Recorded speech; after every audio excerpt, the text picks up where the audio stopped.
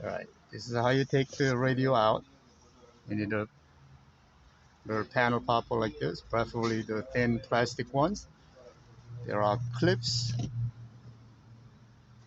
around the corners and top.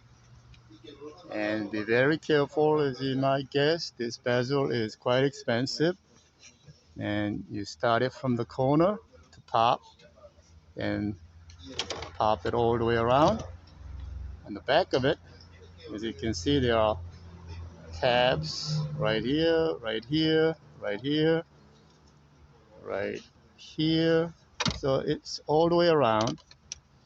So you're gonna pressure right around here to pop one corner and gradually go all the way around. And once you pop this out, it comes out pretty easy.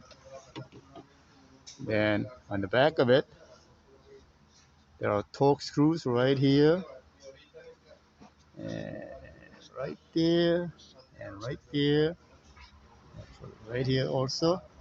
So you take all these out, and entire head unit pops out. I'll show you that a little later.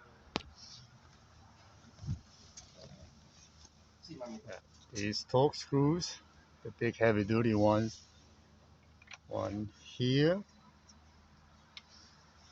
one down here, one on the other side, one on that side, then whole thing should pop out.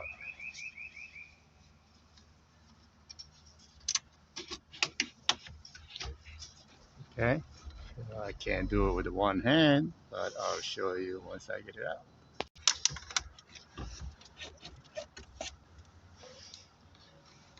Alright, that's how you take it out. Then we're going to do some connections for the Bluetooth FM modulator.